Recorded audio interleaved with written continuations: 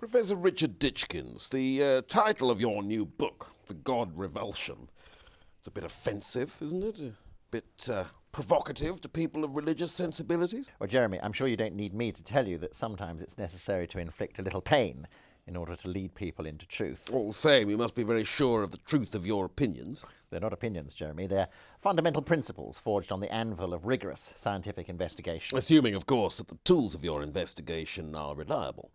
The tools? Well, our perceptions, our mental states. Oh, come along, Jeremy. Well, you want your findings dignified with the status of incontrovertible truths, facts. Absolutely. Well, I'm simply observing that your reliance on the human brain, its perceptions, its capacity to reason, is itself an act of faith. Well, if you want to play semantic games, Jeremy, yes, but it's an act of faith shared by every other human being that's ever lived. Well, not Descartes. I'm sorry? René Descartes, founding father of modern philosophy, tried to get everything back to first principles. Cogito ergo sum. Exactly. And he ends up having to call in God as the guarantor of our perceptions.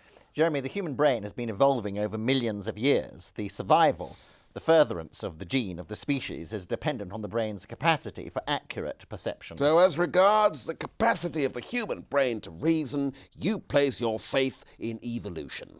Yes, if you like. What is the point of this? To get me to utter the word faith? Well, you adopt a very lofty stance in your book, Professor, polarising the intellectual rigour of science against the illusion and sentimentality of religion. Well, all religions are illusions and highly sentimental. But it's a false polarity, isn't it?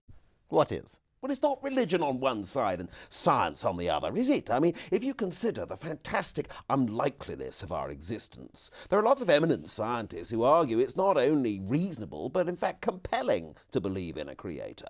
Name one. Well, award-winning astronomer and fellow of the Royal Society, Sir Fred Hoyle, for starters.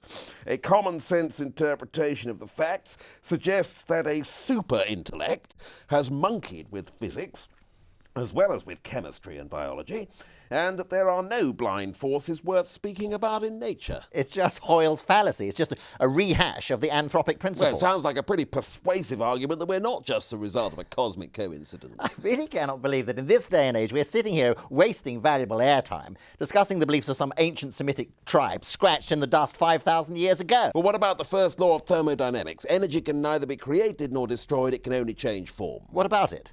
Well, if there's a finite amount of energy in the universe, where did it come from? The Big Bang. Yeah, but what does that mean, the Big Bang? A gigantic release of energy into the universe, which then coalesced into subatomic particles, quarks, muons, protons, and electrons, Where etc. did that first energy come from? A quantum fluctuation in a vacuum. Beg your pardon? Ex nihilo. From nothing. Precisely. Or maybe, as the primitive Semitic folk legend has it, in the beginning, God said, "Let there be light," and there was light. No. So the cosmos just gave birth to itself. An infinitely more probable hypothesis. Professor Richard Ditchkins, thank you very much.